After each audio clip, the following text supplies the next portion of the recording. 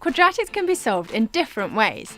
We looked at how to solve them by factorising and by completing the square in these videos. We're now going to discover how to solve quadratics using the quadratic formula. Quadratics can't always be factorised, but the quadratic formula does always work. Factorising is easier to do, so it's better to check for that first. However, if you can't factorise, then we can use the quadratic formula instead. If the question says giving your answer to 3 significant figures, or giving your answer to 2 decimal places, it means these quadratics cannot be factorised. So straight away look to use the quadratic formula. So let's have a look at how to use the quadratic formula to solve quadratics. Firstly, make sure your quadratic equals 0. Then a is the number in front of the x squared, b is the number in front of the x, and c is the number on its own. Make sure you keep the sign in front of the numbers. And then we just substitute the values into the formula. Let's have a look at an example. A is positive 2, B is negative 3, and C is negative 4. And so we just substitute these numbers into the formula.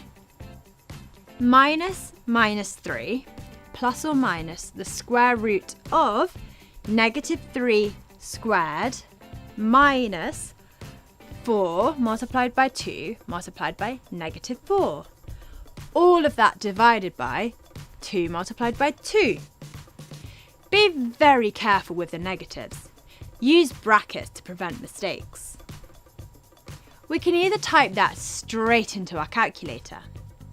So minus 3 plus everything for one answer. And then to get the second answer, type in minus 3 minus everything. Or we can simplify it a bit further. 3 plus or minus the square root of 41, all divided by 4. And then type this into our calculator. From your calculator, you should get x equals 2.35 and x equals minus 0.851. So you can choose to jump straight in and use your calculator here, or you can simplify it a little bit further and then use your calculator. Either way, just be really careful with negatives. So here are a few for you to do. Remember to use brackets to help with negatives.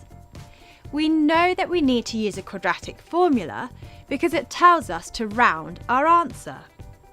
For B, make sure the quadratic equals 0 before you start. Pause the video, work them out, and click play when you're ready. How did you get on? If you made a mistake, go back and check your negatives. This is usually where mistakes are made. So there we have solving quadratics using the quadratic formula. A, B and C are just the coefficients from the equation, and we substitute these numbers straight into the formula. Take your time and just be careful with negatives.